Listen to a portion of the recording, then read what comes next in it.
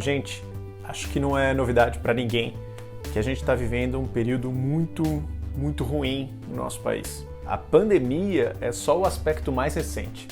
Eu estou falando dos constantes ataques à nossa democracia. Parece que todo dia tem alguém da família Bolsonaro ou da equipe do Bolsonaro falando sobre prender opositores, intimidar a imprensa, armar a população ou concluir um golpe antidemocrático. E eu digo concluir porque esse golpe começou em 2016.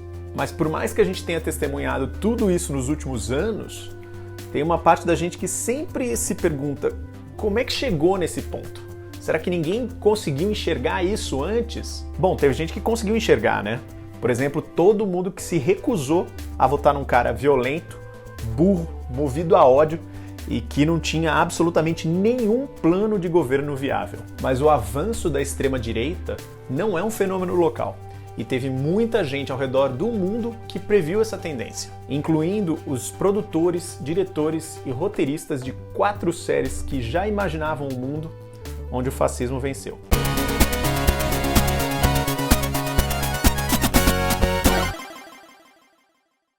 No canal Gay Nerd a gente fala sobre cultura pop, cultura nerd e cultura LGBT. Então se tudo isso te interessa, já se inscreve aqui embaixo e dá um like no vídeo. Nem sempre, porém, a cultura pop é só diversão e super-heróis. Como toda forma de expressão, ela também é uma forma de reflexão. Eu comecei a pensar nesse vídeo em março, quando a HBO lançou a série The Plot Against America, porque ali já era a 4ª grande série seguida que reimaginava o nosso mundo dominado pela extrema-direita. E o que me chocou é que produzir um seriado é um trabalho muito custoso e muito longo. A maioria dos projetos leva anos entre começar a pré-produção e chegar no grande público. Então a TV sempre foi uma das últimas expressões artísticas e culturais a conseguir repercutir o zeitgeist, né? Aquilo que os filósofos chamam de o espírito do tempo. Música vai mais rápido, teatro, artes plásticas.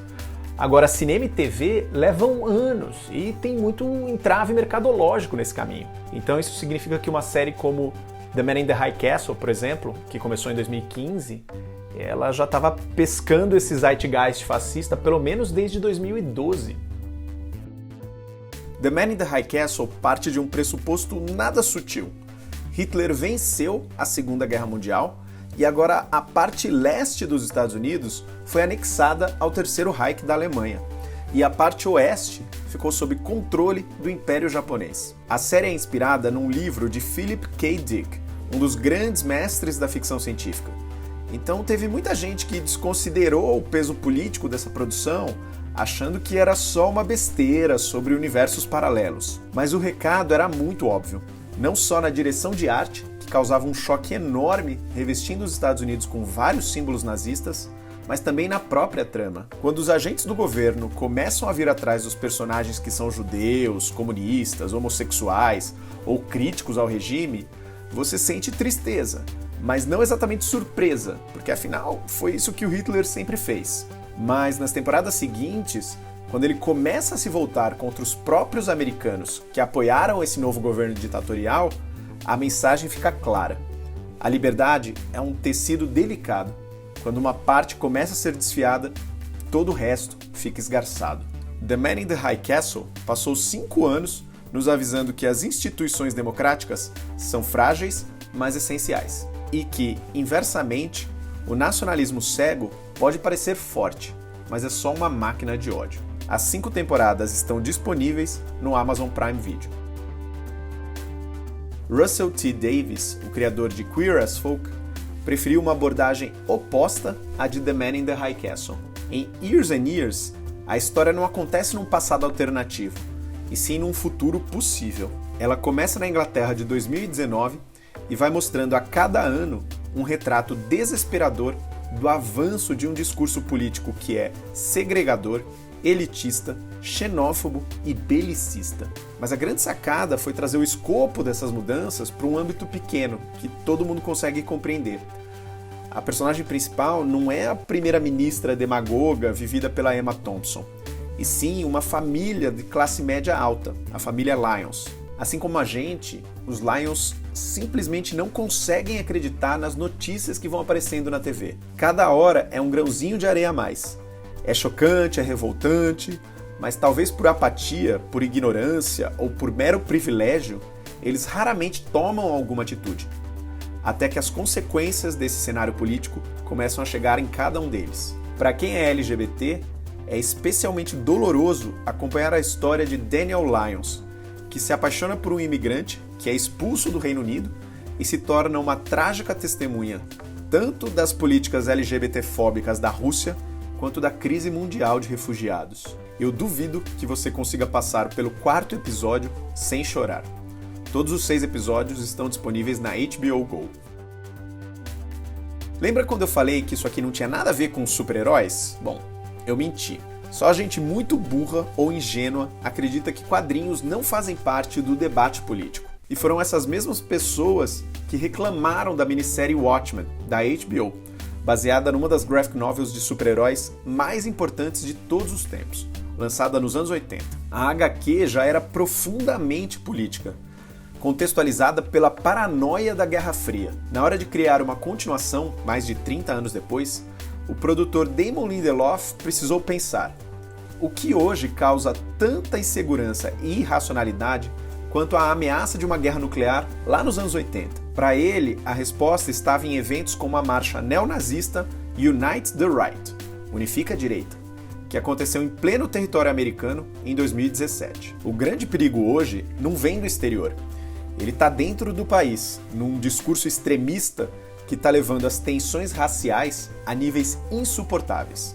Vide aí o que rolou nos Estados Unidos nos últimos dias. Damon Lindelof mostrou que os eventos de Watchmen nos quadrinhos não salvaram o mundo, apenas deram margem para um outro presente, em que a polícia usa máscaras e em que o personagem Rorschach inspira um grupo de supremacistas da extrema-direita. E aliás, se você não entendeu que Rorschach não era um herói, e sim um anti-herói perturbado, com tendências claramente fascistas, eu sugiro que você releia Watchmen com mais atenção. Watchmen foi minha série favorita do ano passado e está disponível na HBO Go.